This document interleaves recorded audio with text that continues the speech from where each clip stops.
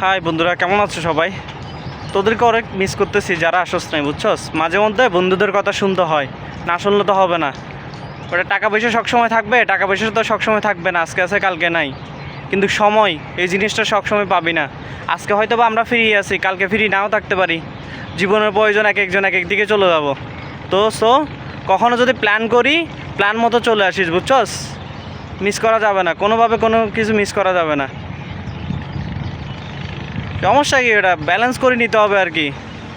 No tension, চিল মোডে থাকতে হবে। লাইফে শুধু টাকা কামাবি, খাবি, ঘুম যাবি, তাহলে তো হবে না। কিছু টাকা খরচ কর, নিজের জন্য খরচ কর, বুঝছস?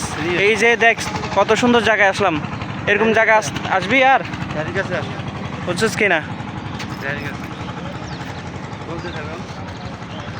কি বলতেছি বুঝছস?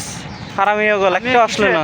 হ্যাঁ, তুই কিছু বলবি ওদেরকে যারা যারা আসে নাই? বলতে যাচ্ছি যে আমি জাকারিয়ার সাথে সব কিছুতে একমত না হলেও একটা জিনিসে একমত, সেটা হচ্ছে সব সময় ট্যুরের প্ল্যান করতে হবে। টাকা থাক বা না থাক, প্ল্যান করব, ক্যান্সেল করব, কোনো না কোনো সময় ওখানে চলে গেলে কোনো প্ল্যানিংয়ের প্রয়োজন হবে না, কারণ প্ল্যান তো আগেই করা আছে।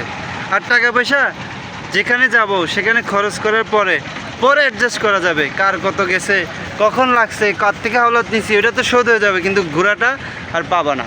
টাকার অভাবে যে যাও না। আর টাকার জন্য টেনশন কি আছে? ব্যবসায়ী মানুষ আছে না, ব্যবসায়ীদের থেকে অল টাইম টাকা থাকে, বুঝছস?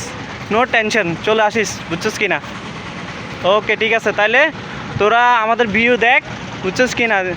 তোরা বসে বসে উজ্জীবিত হও, উজ্জীবিত হ, জেলাস না, উৎসাহিত হও। জেলাস করিও না, উৎসাহিত হও। পাশা বসে বসে শুধু মোবাইলে ভিডিও দেখতে পারবি, বুঝছস? আসি কখনো ঘুরতে পারবি না। ঠিক আছে, থাক তাইলে তোরা ভিডিও দেখিস।